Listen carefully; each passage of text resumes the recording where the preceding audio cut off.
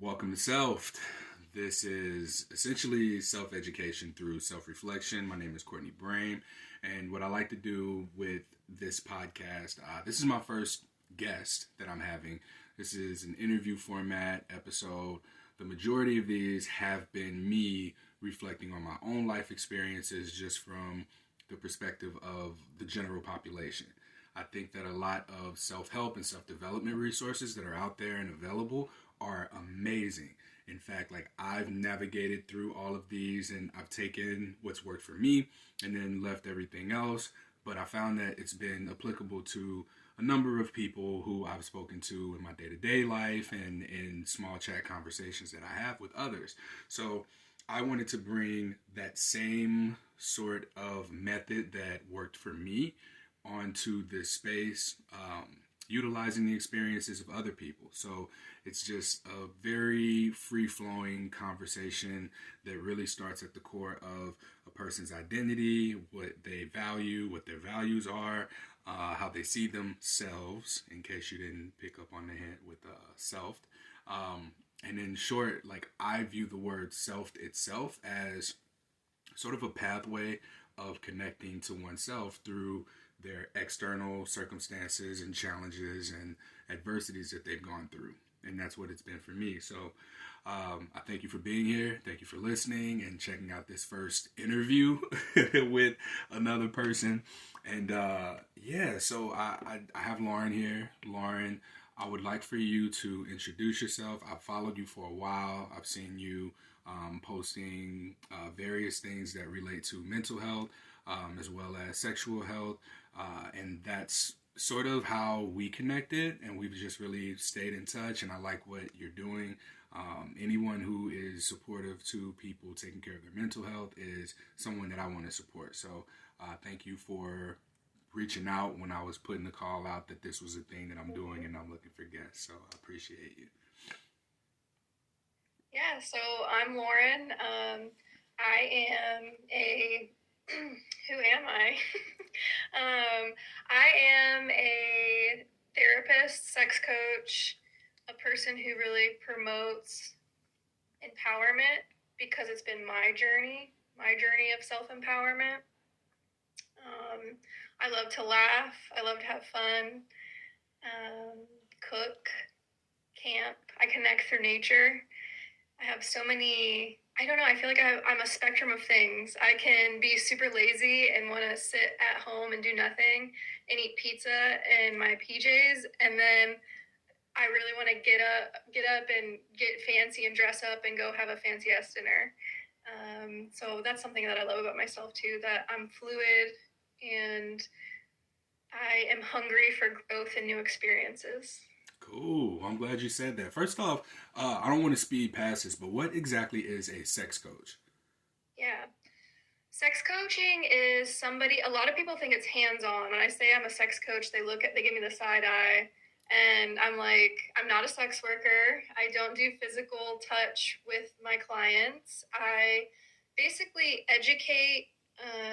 give people the sex education they never got and that they deserve, and also when or assist people and support people in spicing up the bedroom, giving them different ideas, helping them kind of work through the shameful ideas that they have around sex so they can have more pleasure in their life.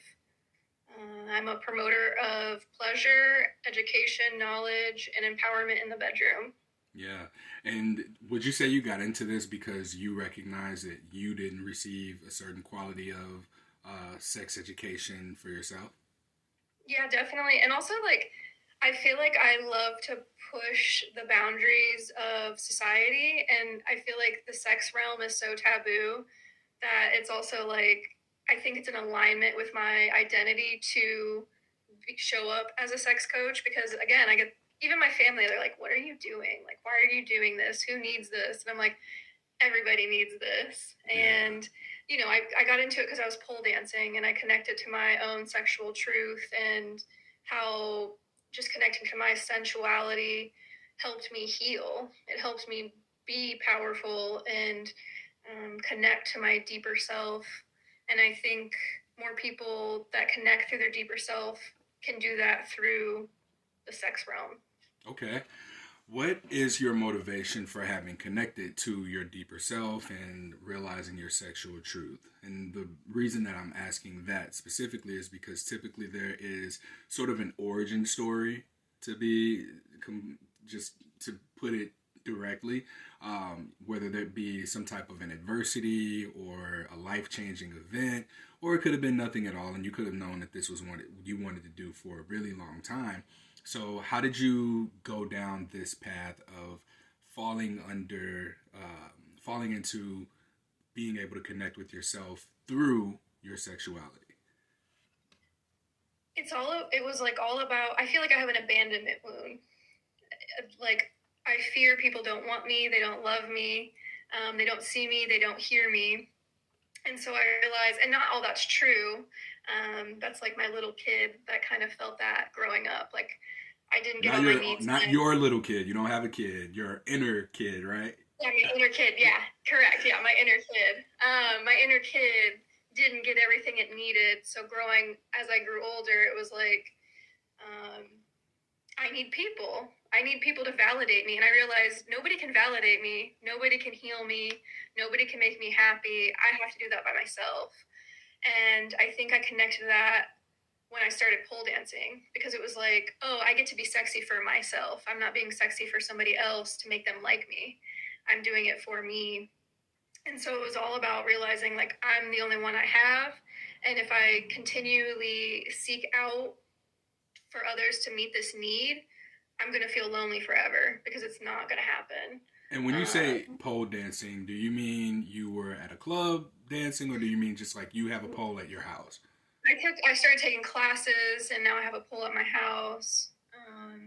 I was lucky enough that the pole studio that I did work in was owned by a stripper, and I had other other sex workers that taught the classes. So that was really awesome to learn right off the bat that where the origins of pole dancing were from, kind of thing, versus that whole like fitness pole, like we're not strippers kind of thing.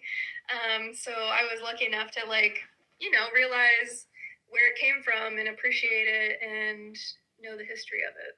Okay.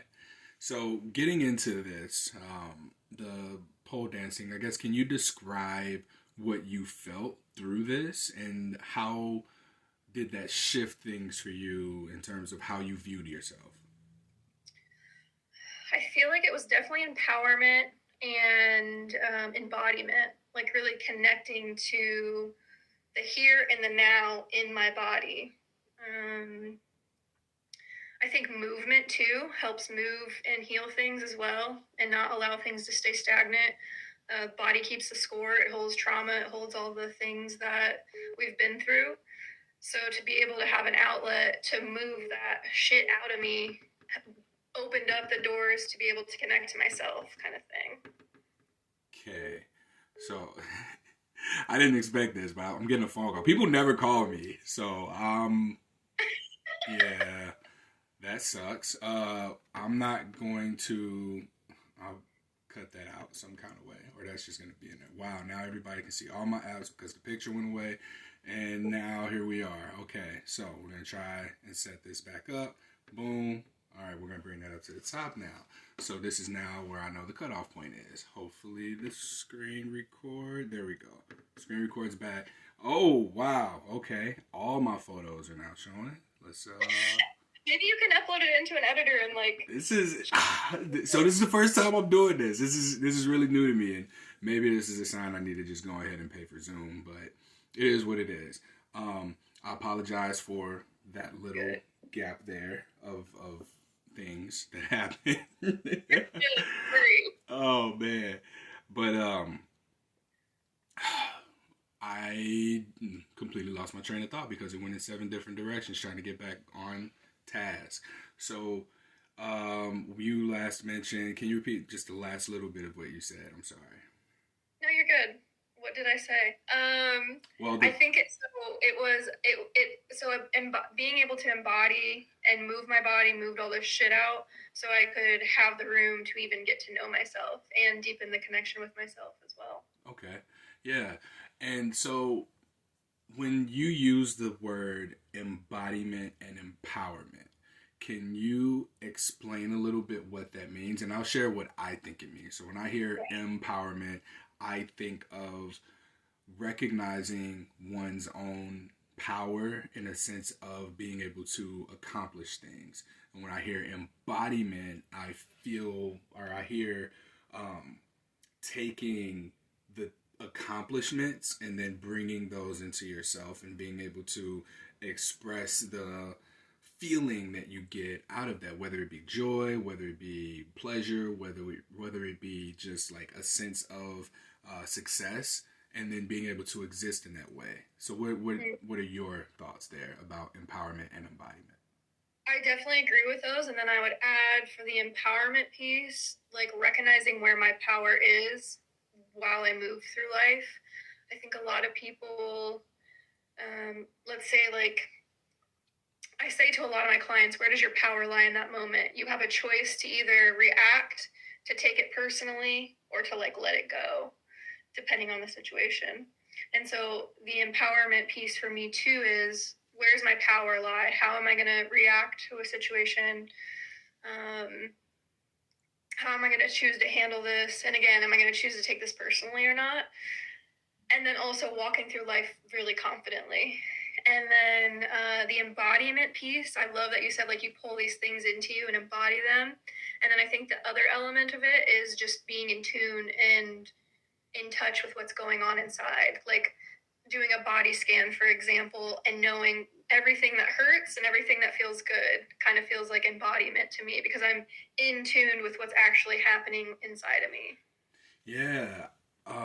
It's interesting that you bring that up between recognizing what feels good and recognizing pain as well, because I've learned that people are really good at recognizing pain compared to recognizing pleasure or pleasant sensations in their body.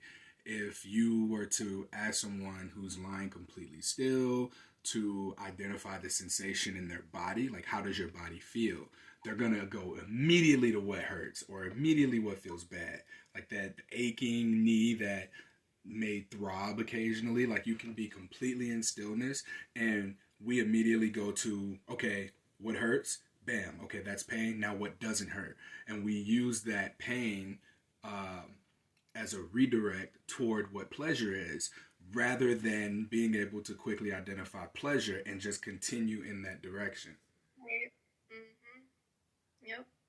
I was gonna say, I saw you shaking your head like you were about to say something more to it. No, you're good. Yeah. No, I just. I want to ask you, like, what does that look like for you in your experience in working with the clients that you work with? Is this something that you coach them on as well? Like not just running towards pain and then looking for less pain in order to get to joy and pleasure, but identifying pleasure and then running through that? Yeah. Well, it depends on the client, because sometimes the sex coaching world, you want the pain, for some like BDSM shit. But definitely getting people to be way more mindful than what they already are when they're in.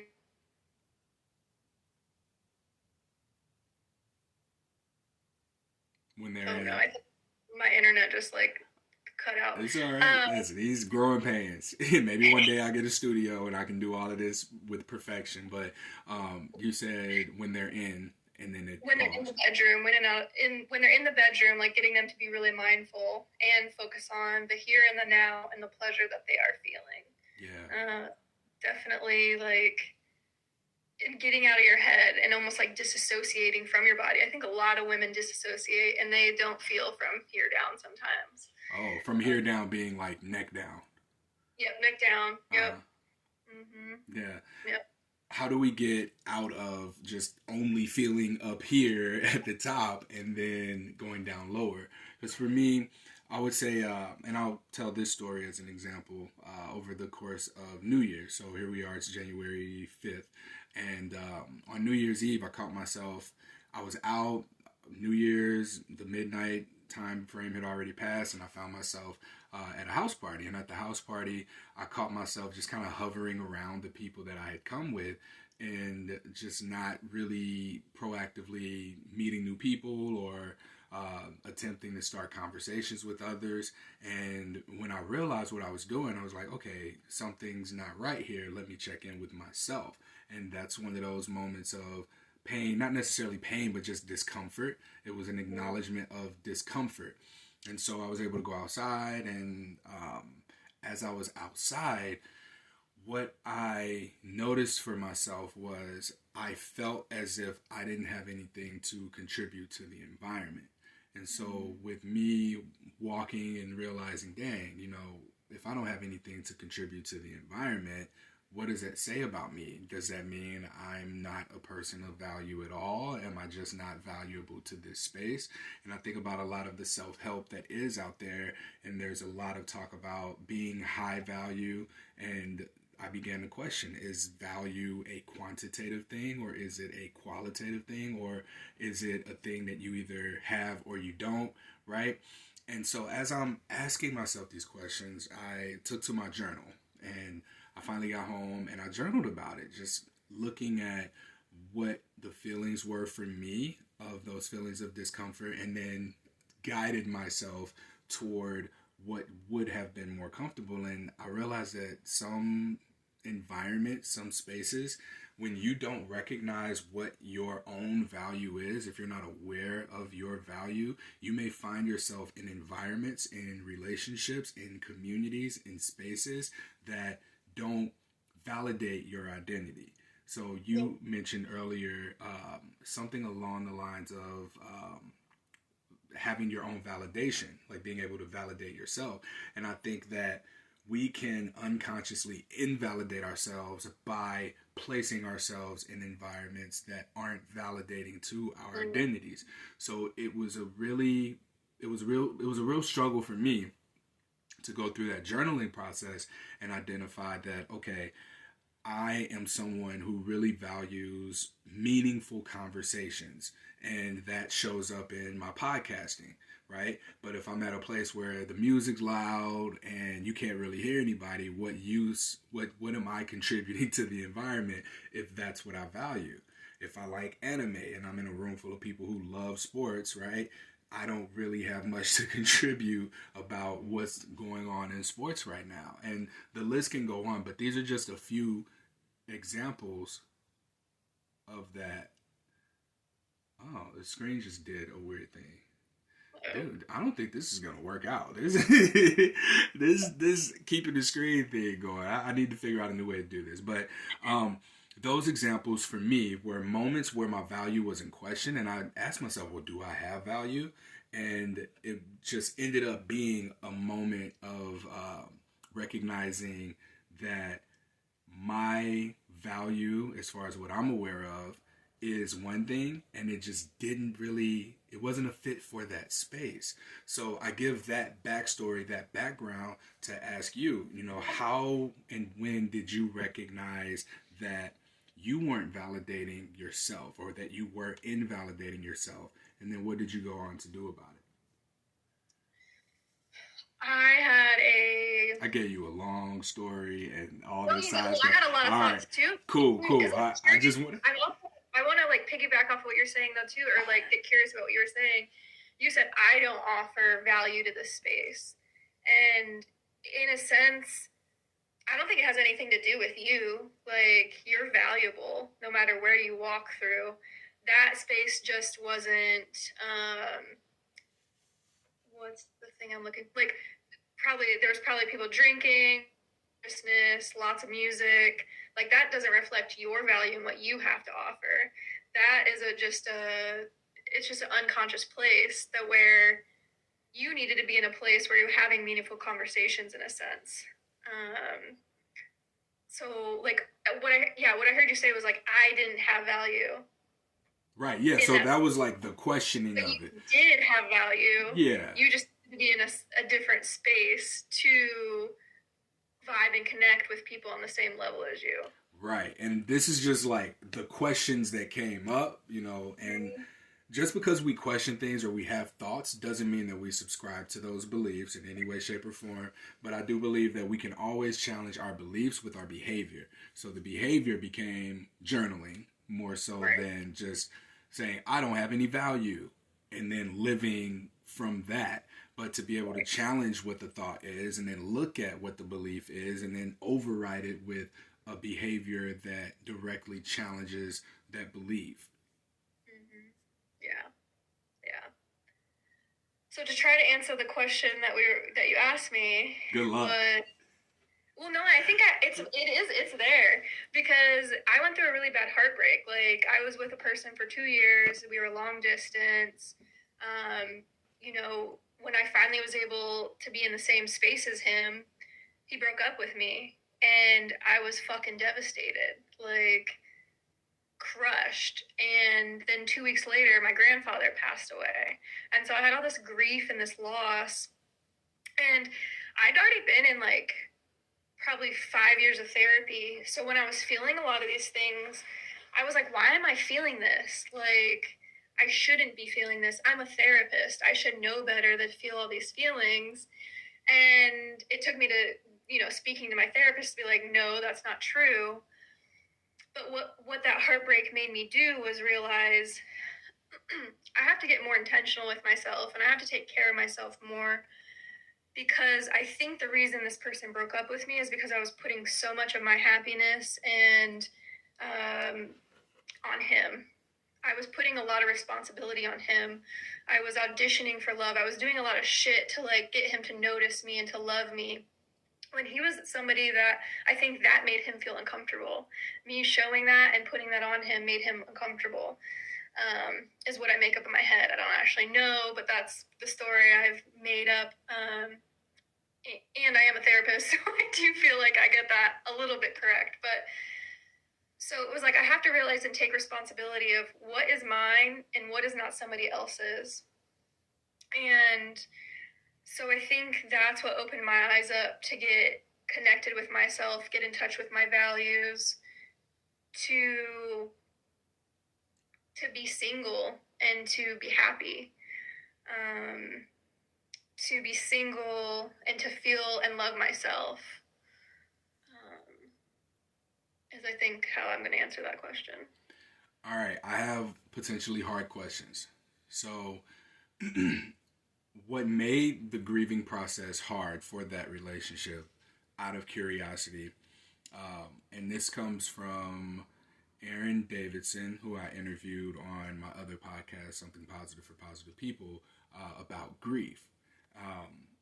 And the name of the book is Break Through the Breakup. Breaking Through the Breakup. Break Through the Breakup. It is one of those. Wow. It was a minute ago. It was during a pandemic when I read it and interviewed her. So just throwing that disclaimer out.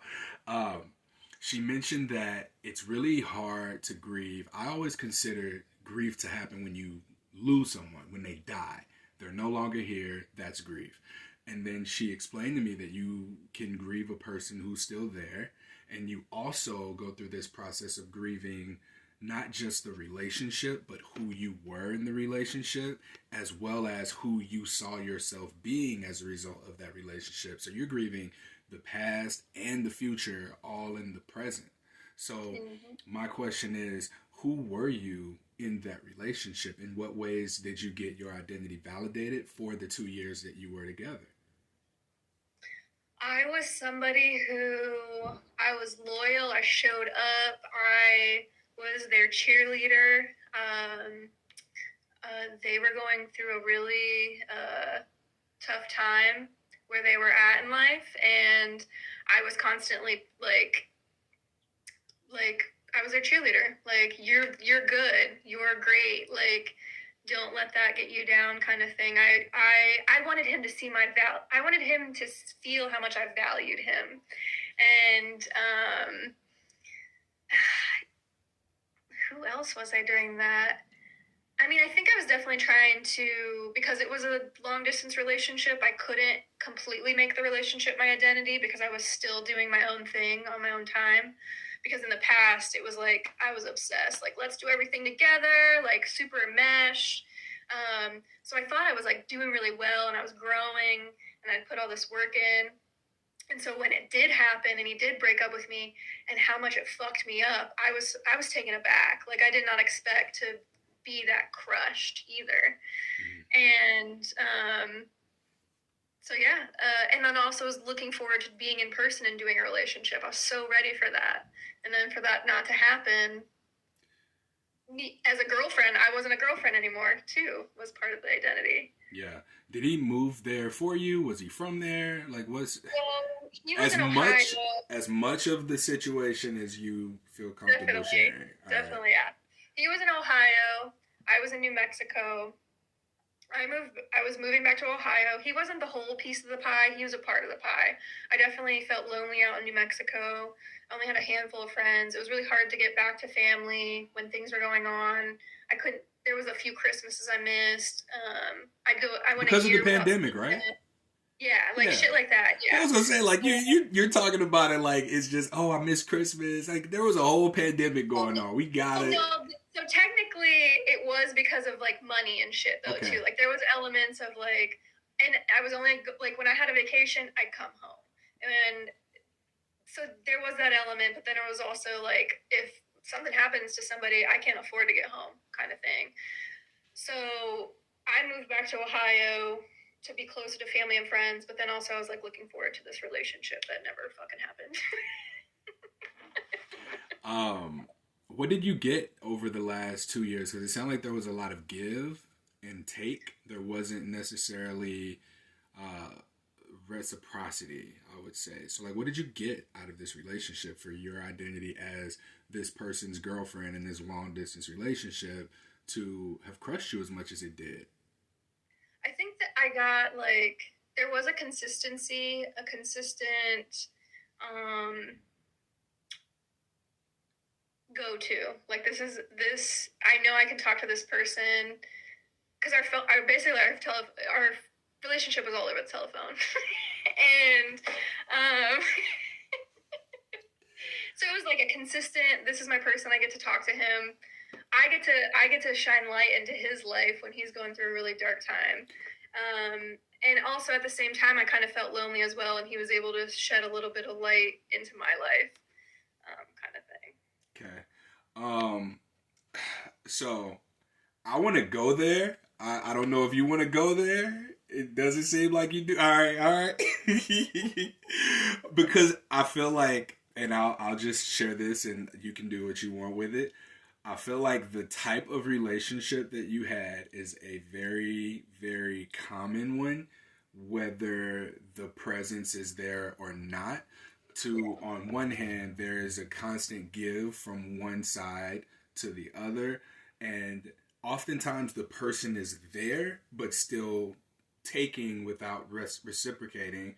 But in this case, this person was not doing it under more realistic circumstances, not being able to do that. Yes. So when we talk about consistency, the circumstances allowed for there to be that consistency, and it sounds like once the circumstances for the consistency to be in place were removed, there was this I don't need you anymore type thing. Like I think it was more of this is too vulnerable, like because we were able to like get really intimately just knowing each other. Like there was no sex involved, there was nothing else involved except like conversations, and I think it was safe for for him in being where he was to not have to do all the real shit you do in a relationship, but he could still have a little bit of intimacy.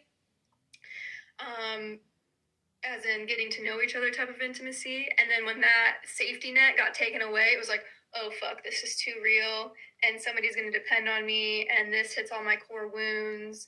And but you never asked for any of that. You never asked for this person to depend on you or to depend on. Yeah, you never asked for someone to be someone that you can depend on, right? Right, 100%. That's why I think it was so shocking too, is because I was like excited to be with this person, and all of a sudden he's like, I can't be who you want me to be, kind of thing. And I'm like, whoa, I just want to fucking go on some dates and like have fun with and get fucked for like I haven't been fucked in 2 years. Like, come on, like either of you. So like let's just have some fun together. That's all I wanted at that time. But I think me knowing how much I knew about him was a threat. Mm. did you get to hang out with each other at all before the breakup Yeah, happened? a handful of times. Okay. That's why another reason it was like, what the fuck? So Okay, okay. All right, then we shall continue on away from that. So, coming out of a relationship, especially as a therapist, as a sex coach, what do your, I guess, relationships, well, we just talked about one relationship, but like, what does your dating look like for yourself? it's hard out here. It's so hard because I have the skill level emotionally communicating, like, and not only that, like I've upped my standards on who I allow into my life. That was another piece that I had to kind of tackle with, like, who am I allowing into my life? Do they have the same values as me?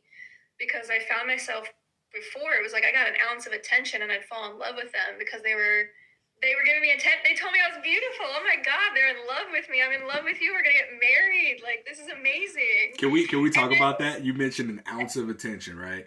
So what I'm noticing in my experience and talking to enough people to understand this to be consistent is that there is a level of attractiveness that intensifies the less available someone is. And from what I know, this person was pretty unavailable. yeah, yep. And So that's my type. That's my type. Because at the end of the day, unavailable because I was afraid to be myself and show up as myself. It mirrors each other. it's so So it's wild to me because for therapists especially, you know so much.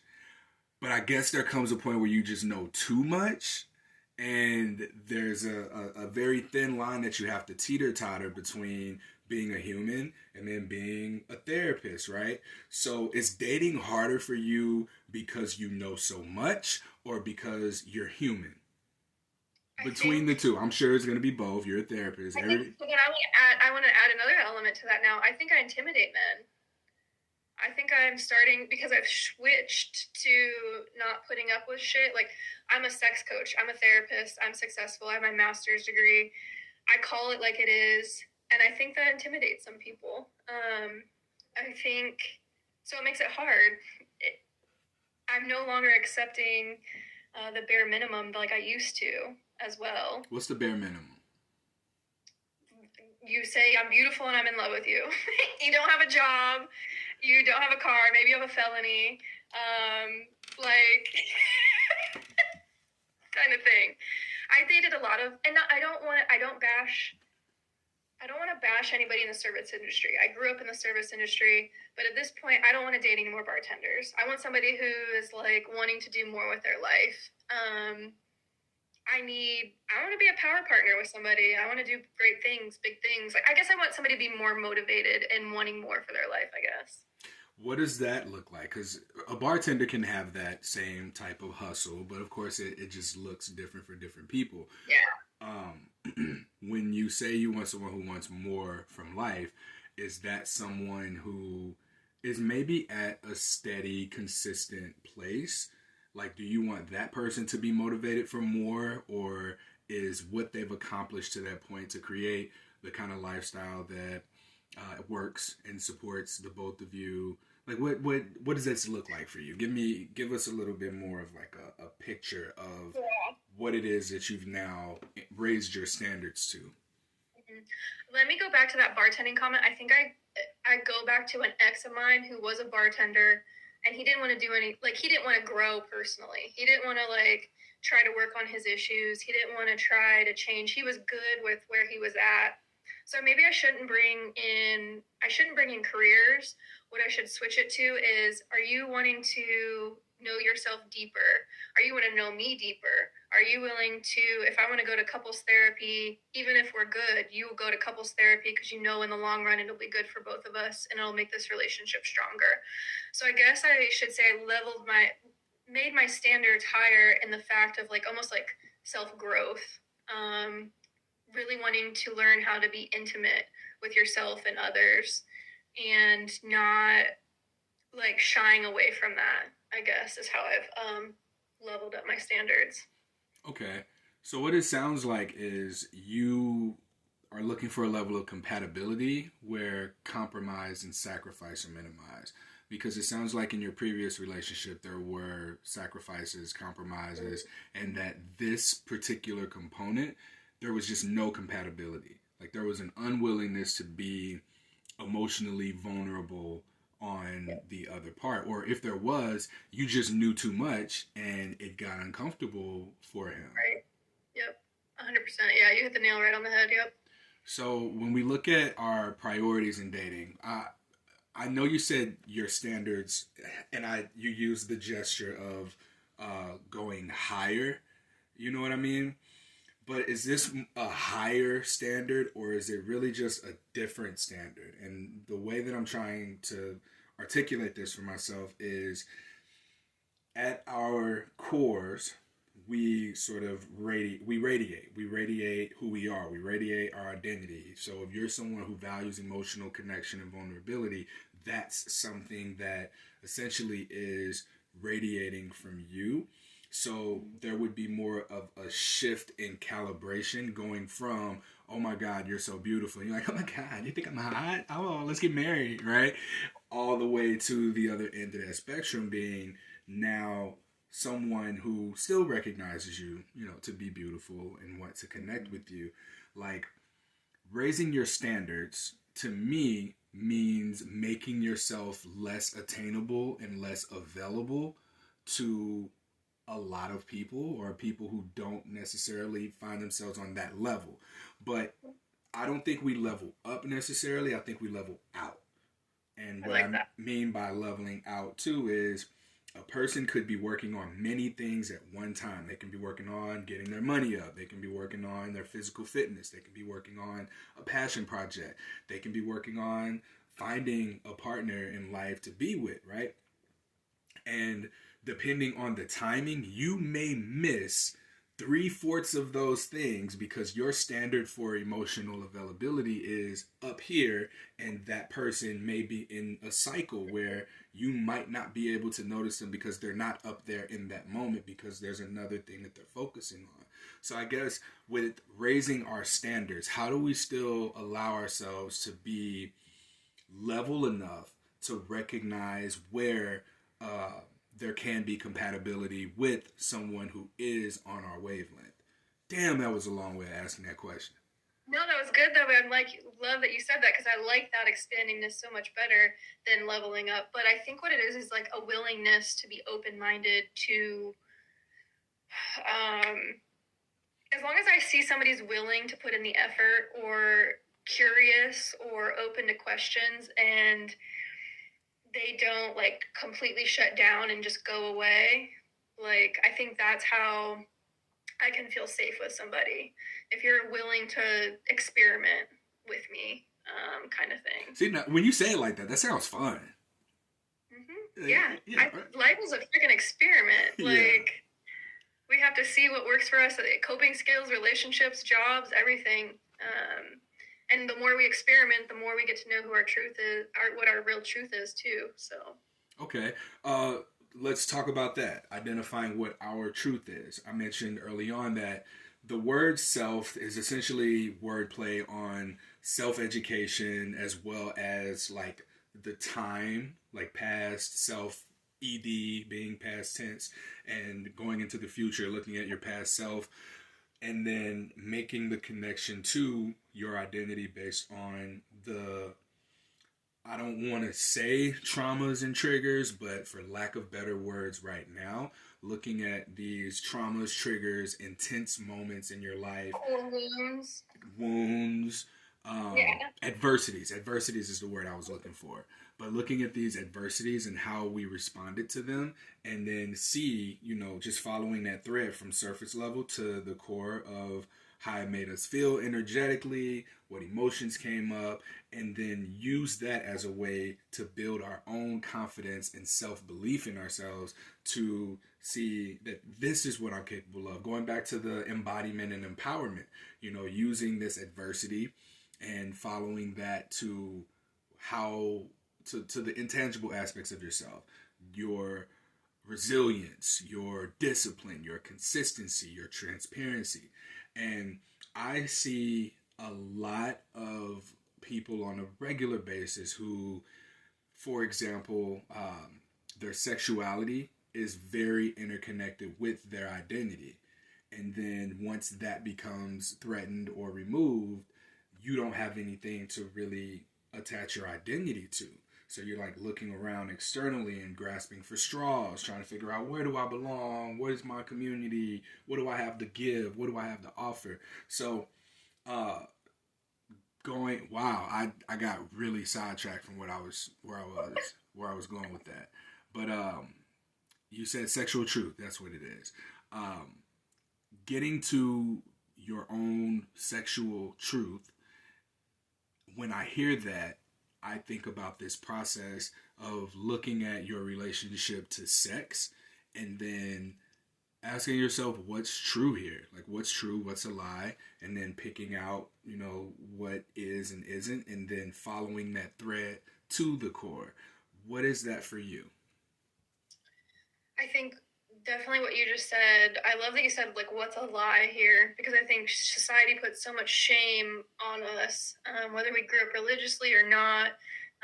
Also, just like the media, but the sexual truth and the meaning for me is, I think it's simple. What turns me on, what turns me off, and how can I connect more deeply with myself, with my sexuality? How do I give myself permission to be a sexual being and really enjoy that? Because with women, a lot of times our pleasure was not on the table. It's not even, discussed or talked about how some of the times, not for everybody, but for a lot of us.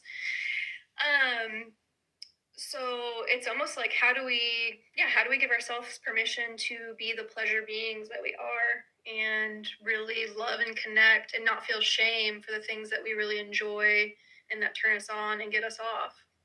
So society does this thing where they lump sex, intercourse, and pleasure all together in one. And I think that uncoupling those three things here will allow for us to go a little bit deeper into what you're saying our sexual truth is. So when we say sex, we're not talking about penis and vagina intercourse. What I think we're saying, and you can correct me if I'm wrong here, but is that creative energy in itself, because creative energy and sexual energy are essentially one and the same, right? So when we begin to play in that energy that we have, we're looking at what pleasure is, and pleasure being uncoupled from intercourse, uncoupled from sex. When we talk about your sexual truth, are we also talking about your non sexual pleasures and truths? Hmm. I don't. You listen, just because it's my podcast don't mean you got to agree with me about No, it. I'm thinking about it. I would say no, because I think it depends. It could show up because, like, if I eat a bowl of ice cream, that can be pleasurable to me. Yeah, But I it's rolling also back to the back of your actually, head. like, Yeah. I can really eat a bowl of ice cream, and fucking turn somebody on while I eat this bowl of ice cream. So I think it depends. I can turn anything. You can turn anything that's pleasurable and bring it into your bedroom. Truthfully. So I think yes and no. Depends on what you're going for. If you're sitting in the room with your kids, the pleasurable ice cream is just pleasurable ice cream. If you're in there with your husband or whoever, it could be sexual. Yeah. But okay, so with that, does pleasure always have to be sexual? No, yeah, no, That's no, okay. no. That was probably Yes. a better way of me bringing that here. Because yeah, when we talk about our sexual truth and being able to embody that and utilize that for empowerment, because you also mentioned, pole dancing. Pole dancing is something that is linked to being arousing and erotic, but for yourself, like, you turning yourself on is just like still having just a rush of moving your body, moving emotions. So that may not inherently be sexual or something that you can necessarily get an orgasm from, but it's something that provides the movement of emotions. And that's really what that energy needs. Like, emotions are energy in motion. So when we're stuck and not allowing ourselves to feel them or move them in a way that they need to be, then that's where we start to fall into these modes of being sad, becoming stagnant, depressed, and whatever other negative emotions that there are. So that I know you I know you didn't say that, but when I see you talk about your sexual truth, this is sort of where my brain goes. It's much more expansive than just locking into sex, because I think that a mistake that people make is linking pleasure exclusively, or linking sex to pleasure exclusively. And a lot of times when people think about sex, they think about intercourse. And with intercourse, you inherently believe that there has to be another person involved, that you cannot allow yourself to experience pleasure and even have sexual contact and experience on your own. Yep. Yep. Mic drop. So you said dating is hard, right? It's hard out here. It's exhausting. And it's exhausting. What are some of the hardest parts about dating for you? Because you seem to now know what you want. You have standards. It sounds like you're very communicative. So what's the challenge for you? I think it's like finding somebody who is equally interested in me. I think a lot of times I have to carry the conversation, it feels like. I do this daily too, though. Like, I am used to, like, really getting to know somebody. I know how to ask questions. I know how to dig deeper. And so a lot of the men I go out with, they don't have that skill. Or I'm like, are you even interested in me? Do you even want to get to know me, kind of thing? And it's just like, I wish I could just meet somebody not on a dating app too, because there's a lot of men on my dating apps that I probably would go out with if they didn't have that goofy ass picture up, like, or I probably could like their personality, but I have no sense of their actual personality. So it's literally just like this, I feel like, popularity game, and it kind of is draining and exhausting to do all that. Are you aware of the social statistics on dating apps and heterosexual dating? No. All right, so there is, I don't know the name of her podcast. Maybe, I think it's a pregame, but her name's Pearl, and she has like YouTube shorts that float around everywhere. And the common statistic that they bring up is that 80% of women are swiping on 20% of the men on the dating app. So like everybody's wanting the same man, and what this sort of creates is a paradox of choice, where people are constantly looking for the best that they're going to get. And the dynamic is very interesting, because here we have 80% of men that only 20% of women are swiping on, at the inverse. Now, no one's talking about that and how that really plays out. And I find it interesting that you feel like you have to carry the conversation, especially when, I don't know. I guess I would wonder what types of conditioning has occurred on all sides for people to go about the dating game in the ways that they do. Because maybe you're both playing the dating game because you have to, but what if you're playing different games, right? Or if you're playing the same game but on different systems? If he thinks that I need to show up here and I have to be a masculine man and not talk a lot and not get excited or show any type of emotion, but in his head he's like, damn, I really want to ask her about that. That sounds interesting, but I don't want to come off as needy. I don't want to ask too many questions and come off as feminine. And then you're on the other side that's like, man, he's not giving me anything to work with. Like, what's wrong with me? Or am I needing to do something different? And the fact of the matter is that it's completely random. And I've learned that meeting people in person out in the wild is always going to be best. And I'll tell you this too, between me and you, the best dating site that's out there is probably Instagram, because you get to see how consistent a person is with being who they are. You get to see what they post about. You get to see what their friend groups are, like who they're around, what they follow, what they're sharing. And you don't get that in 6 pictures and a couple of sentences, if there's any sentences at all, on the person's page. Because how many dudes you see just holding up that fish pic, right? Yes. Oh my God. Or all the group pictures. Like, I don't know which one you are. Y'all do that too. Y'all do that too. Or the ones that you think it's the other one and it ends up being this one and you're like, God damn it. Like, y'all do that same thing. Like, it'll be a bachelorette party. You know it's not the one in white, or maybe it is, depending on which site you're using. But you like, oh, you know right away, because it's a group picture, you know who it is, and it's the one that you're probably least attracted to. Part of me wants to like open mine up to women just to see what's going on in them, because I'm like, is it this bad for like on the women's side? Like, yes, I'll tell you, it is. Some of my friends who date women, same struggles. Like, they have age restrictions, and one of my friends, she's a lesbian. She said she will never date a bisexual woman. And I was like, oh, it won't be that bad. And she took my advice. And sure enough, we were, I don't think she'll ever listen to this, so I can say this. We were we had Christmas, and her girlfriend came over, and other people noticed just how, like, her date was just like this around me, and it was just like an unconscious thing, and I had no idea. I was like, oh, this girl don't like me, she here for her. So I'm just being myself at the table, you know, cracking jokes stuff, and she's like, oh, she laughed way too hard at that joke, Courtney. And so it's a struggle out here for everybody. But the thing is, I think that the best thing we can do is get on the same playing field, so to speak. So recognizing, again, going back to value, like bringing this whole episode back full circle.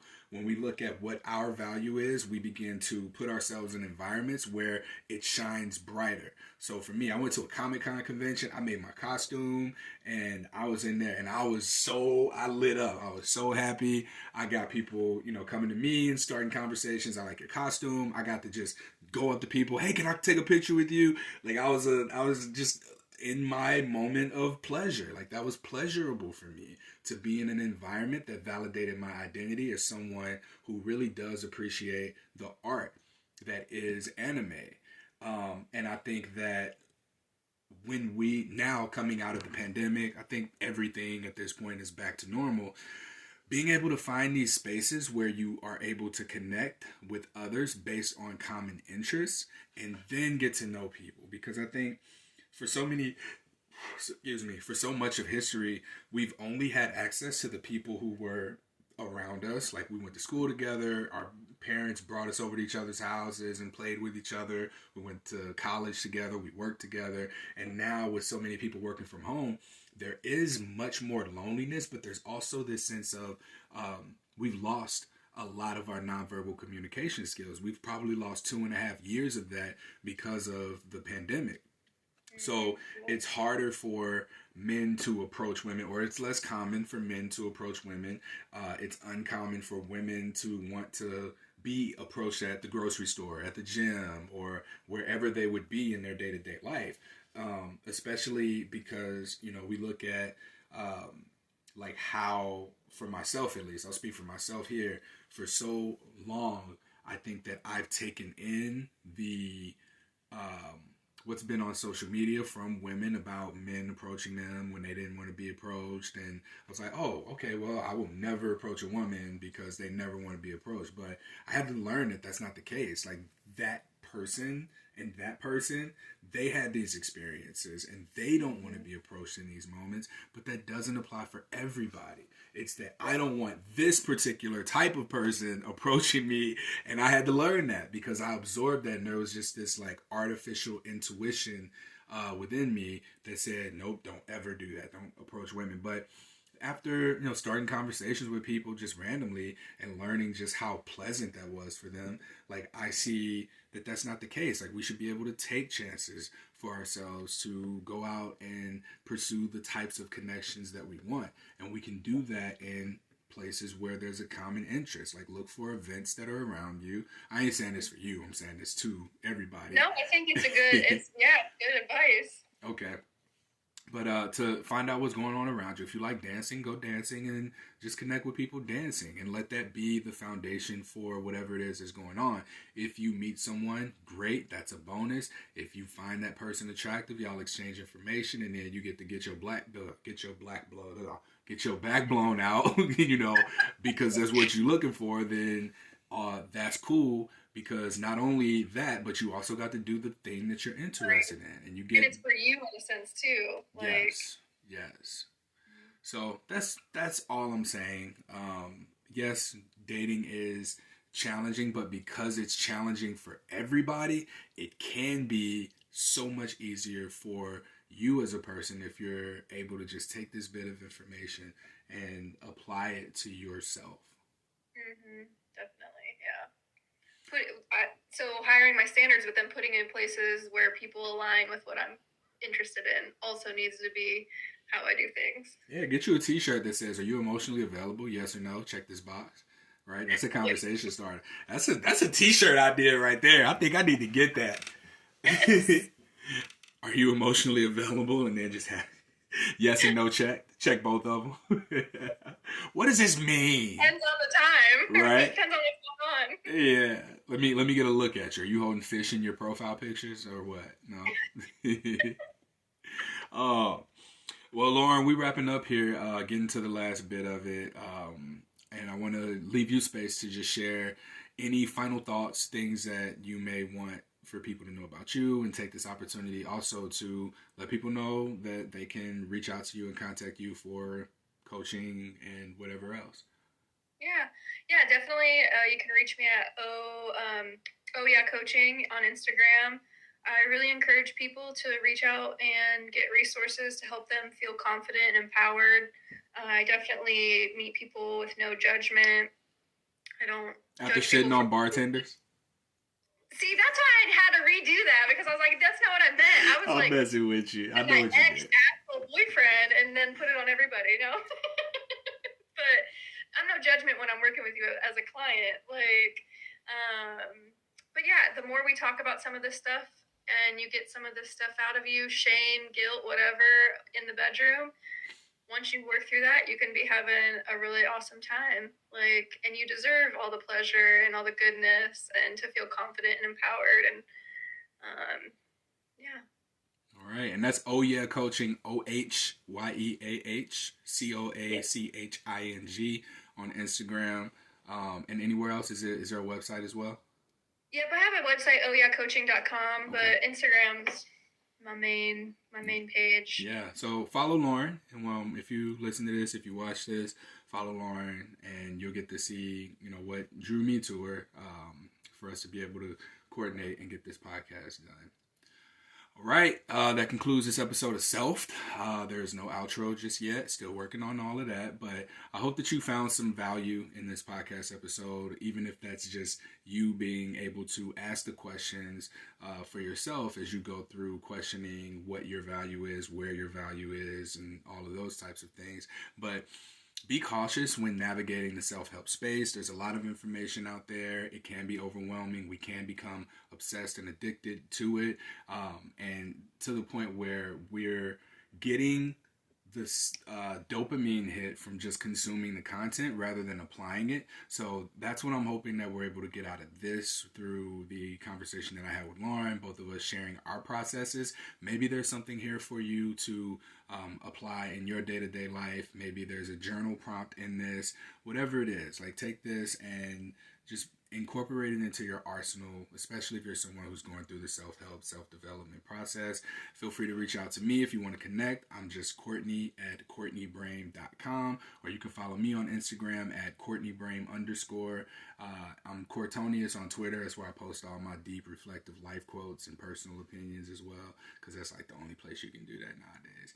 But otherwise, please rate, review, subscribe to this podcast. I'm excited to be bringing it back. And Lauren, I want to thank you again for being my first guest and for being awesome and working with me through all the snafus that we had throughout. Yeah, thanks for having me. All right.